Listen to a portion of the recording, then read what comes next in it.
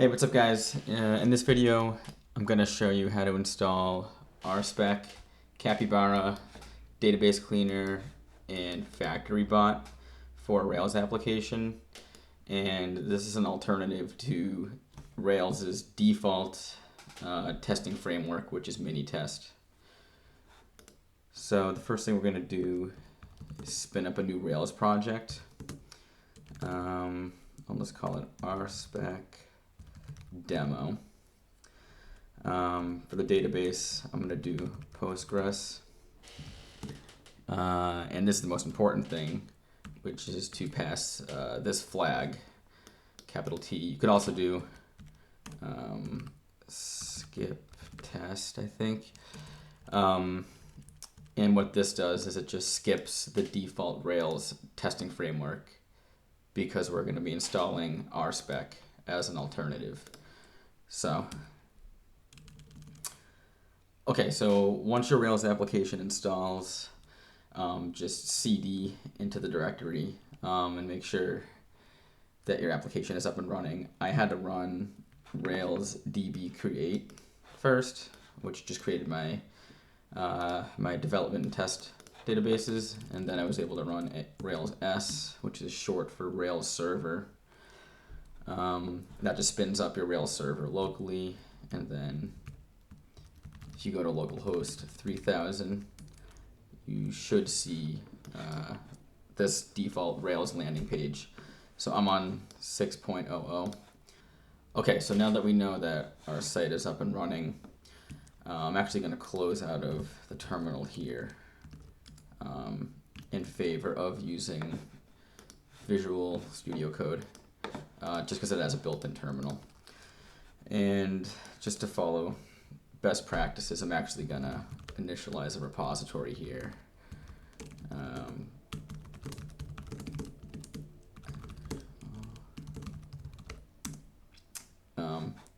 It's just best practice to keep everything version controlled. Okay, so the first thing that I like to do is install RSpec, which is the testing framework. And what I do for all gems is I go to rubygems.org. This is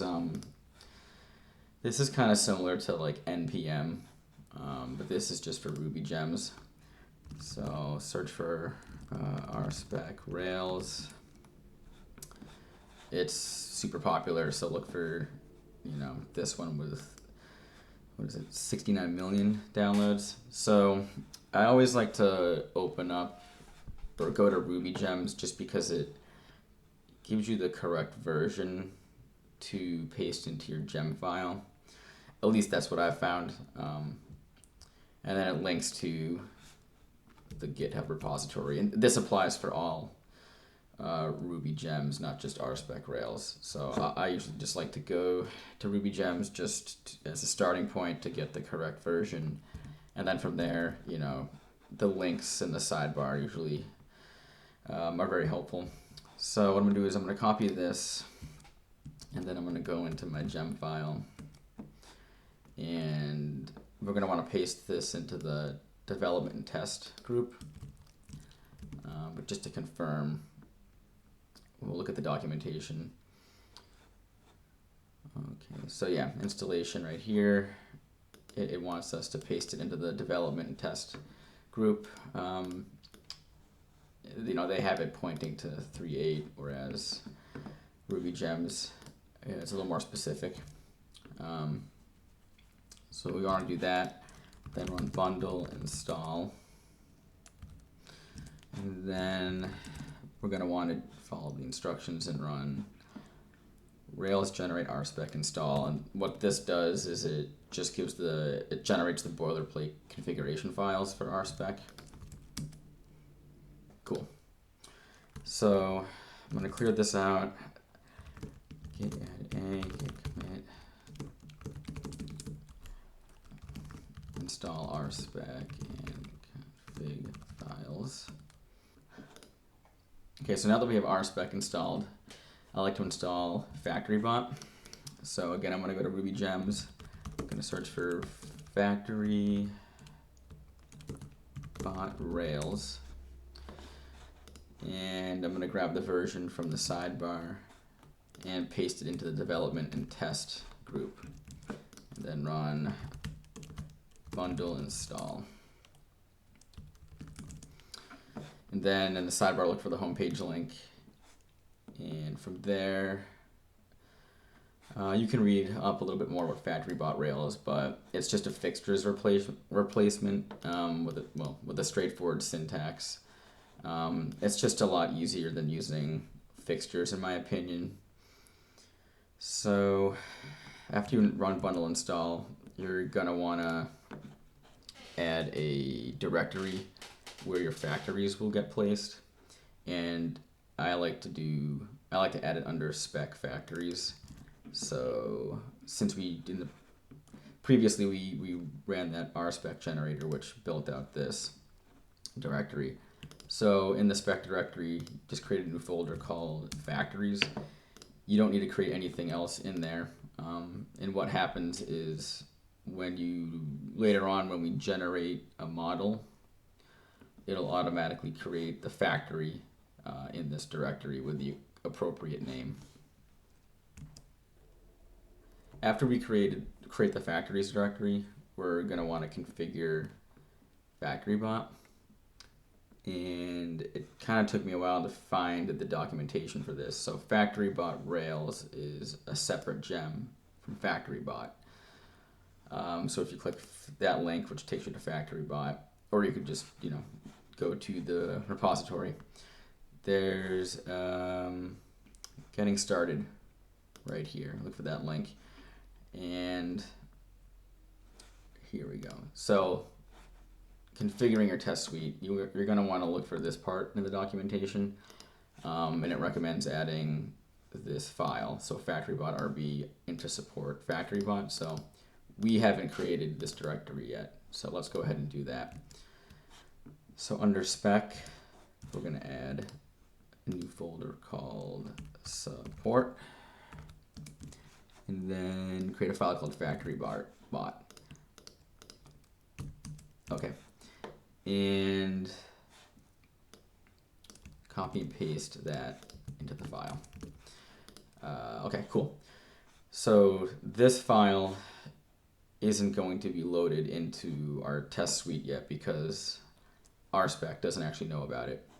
So if you go into Rails helper, look for this line down here. It's commented out by default, but what it does is it's just this nifty little helper, which basically is telling this Rails helper file to look into the spec support directory and look for any file in there, and it's just going to load it into this file so that RSpec knows about it.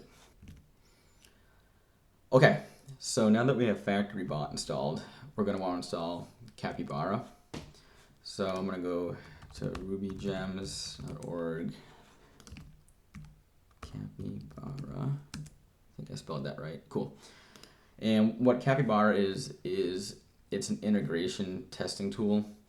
And what that really means is that it's going to spin up kind of like a virtual web browser. And it's really helpful for writing integration tests.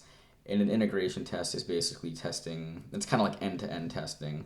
So an example would be, you would write a test that maybe describes how a user would go to the home page and they would click the login button, and then it would confirm that they're brought to the login page.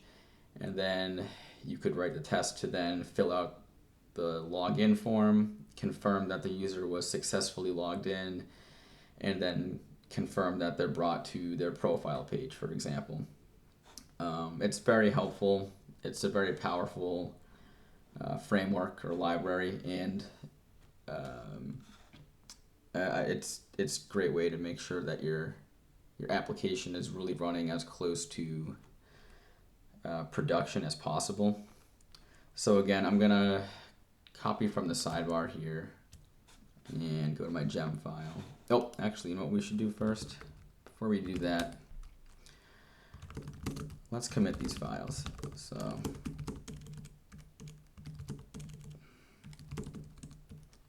So install and configure factory bot. Spell that right. Cool. Okay. So copy that. Go to the gem file. Paste it into the development and test group. And then R1 bundle install. Head over to the home page. At the time of this recording, this is actually, it's going to take you to the development version of Capybara, so just head over to the stable branch. There should be a link in the README, at least at the time of this recording there was. And then you're going to want to just, in the table of contents, look for using Capybara with RSpec, because we're using RSpec. Okay, so what it wants us to just require the gem. And they recommend putting it in the spec helper file, but I actually want to put it into our support directory. So I'm just gonna call this file Capybara, and I copy and pasted it because I can't spell. And then I'm just gonna require the library there. So now that we have Capybara installed, I also like to install Database Cleaner. And I don't think you actually need Database Cleaner if you're not using Capybara, but I could be mistaken. And the reason you would need Database Cleaner is it's going to kind of reset your test database to a clean state before running each integration test. I don't think you need it if you're just doing like unit tests, but when you're using any like feature or integration tests with Capybara, I've run into issues where tests fail, but they're failing because the database wasn't at a clean state. So I'm going to head over to rubygems.org and search for database cleaner. And again, I'm going to copy it from the sidebar, go to the home page. Again, similar to Capybara, this at the time of this recording, this README is for the unreleased dev version. So make sure you're looking at the stable release. And then for this gem, you don't actually have to add it to the development and test group. You can just add it to the test group, which doesn't exist yet. So let's add that.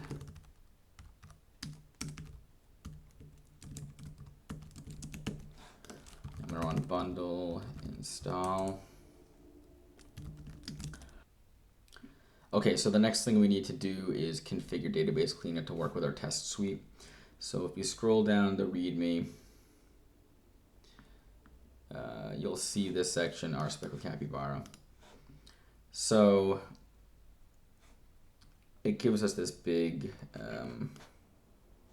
configuration block that I'm just going to copy and paste, and I'm going to paste it into our Capybara support file, which it's kind of referencing here, so we can paste this in here. And you'll see this message in here.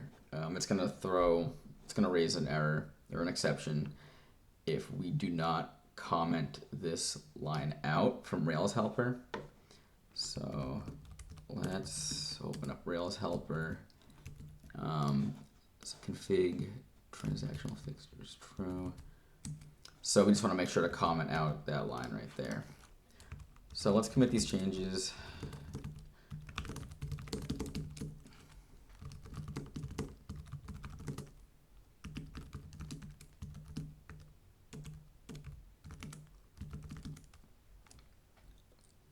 Okay, so now let's actually test to make sure everything's working correctly.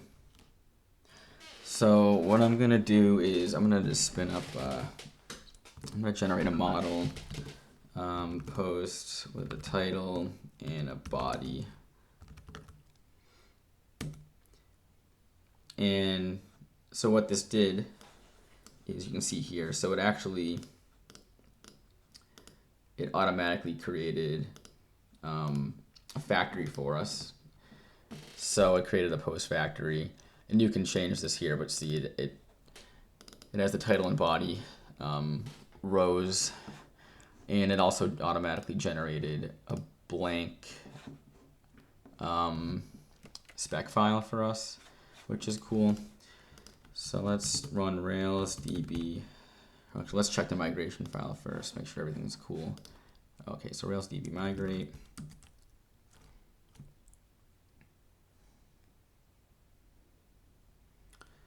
Cool, and let's just run RSpec to make sure everything is hooked up correctly. Cool, so it seems to be working. Now you see right here, one example is error failures, one pending. And it tells you the file, which is the post spec. Now this is generated for us. If you write pending, this is a pending block, it'll come up like this where it's yellow. Okay, so what we're gonna do is write our first test. So the first thing we can do is remove this pending block right here. And what we're gonna do is we're gonna write a describe block. So I'm gonna call this describe validations. And the reason I'm using a describe block is because if you go to betterspecs.org, they kind of outline best practices with writing specs. And the whole point is just you want to be clear about what you're writing, and it just helps break up the tests. And what's good is that not only does it break up the tests and make it easy for you or another developer to read them and kind of see what's going on quickly, when you can also have RSpec print out your tests in a way that it almost creates like a blueprint for your application. And I can show you that later in this video. But grouping your tests with describe blocks and context is helpful. So I'm going to start with a describe validations block, and then I'm going to create a instance of a post using factorybot build post. And the reason I'm doing build and not create is build is creating it in memory, similar to how if I did like post.new. So this is just not actually hitting the database. And then this is our actual test, so it should have a title. Do. And post.title equals nil. Expect post to not be valid. So this is all thanks to RSpec, being able to use describe and it and expect and to not. So this is like written in plain English. It's pretty easy to understand what this test is hoping to achieve. And right now this test is going to fail because we haven't actually written any validations in our post model yet. And I can prove it by running RSpec. And it should fail. Yep, so expected this to not be valid. You can see right here that it's failing. So we can open up our post model and write a validation. So validates title present true. I think I spelled that right. And now if I run RSpec again, it should pass. And what I meant by formatting earlier was that if you run RSpec format D, I think. So this flag means format. D means display. I think I got that right. It writes it out like this. So post validation should have title. And if you have a lot of tests, it's indented here because I have that describe block right there. So if you have a lot of tests, like hundreds of thousands, by doing this describe block, not only does it make it easy for you to read the test as a developer, but then when you print it out like this, it's also just kind of a nice way to document your application. Cool. So that was just sort of a brief intro on how to get your Rails application up and running with RSpec, Capybara, Database Cleaner, and FactoryBot.